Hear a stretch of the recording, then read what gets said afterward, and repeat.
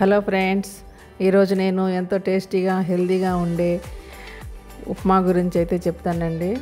ముందుగా కావలసిన పదార్థాలు 3 ఉల్లిపాయలు, ఒక చిన్న అల్లం ముక్క, 4 పచ్చిమిర్చి, కొంచెం కరివేపాకు, కాసిన్ని జీడిపప్పు పలుకులు.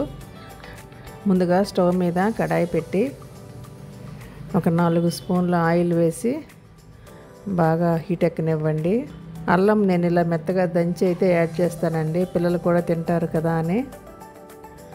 ఆయిల్ హీట్ అయ్యాక అందులో 1 స్పూన్ ఆవాలు, 2 స్పూన్స్ శనగపప్పు, 1 స్పూన్ మినపప్పు, 1/2 స్పూన్ జీలకర్ర వేసి బాగా వేగనివ్వండి. ఇప్పుడు జీడిపప్పు పలుకులు కూడా యాడ్ చేసి కొంచెం ఎర్రగా వేగనివ్వండి. అందులోనే సన్నగా తరిగిన ఉల్లిపాయలు, పచ్చిమిర్చి ముక్కలు, అల్లం ముక్కలు, కొంచెం రుచికి సరిపడినంత ఉప్పు కూడా వేసి కొంచెం బాగా వేగనివ్వండి. ఇప్పుడు ఉప్మా రవ్వ తీసుకొని ఇక్కడ నేనైతే ఒక పెద్ద గ్లాసు నిండా రవ్వని తీసుకున్నాను. రవ్వని బాగా వేయించండి.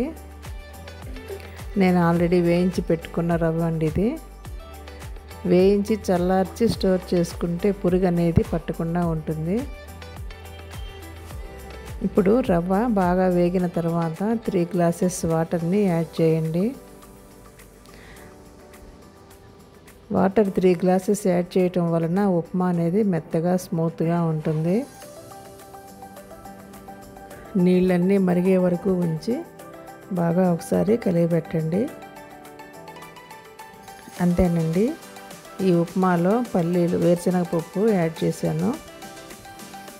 అది పూర్తిగా మీ ఆప్షను, మీకు ఇష్టం ఉంటే వేసుకోండి, లేకున్నా కానీ వేసుకున్నా కానీ టేస్ట్ బాగానే ఉంటుంది. ఈ ఉప్మాని వేడిగా పల్లీ చట్నీతో, కొబ్బరి చట్నీతో, పికిల్స్ దేనితోనైనా టేస్టీగానే ఉంటుంది తినడానికి. టేస్ట్ కోసం 2 స్పూన్స్ నెయ్యిని కూడా యాడ్ చేసుకోండి. మీరు కూడా ట్రై చేయండి friends. Thanks for watching. Please subscribe my channel.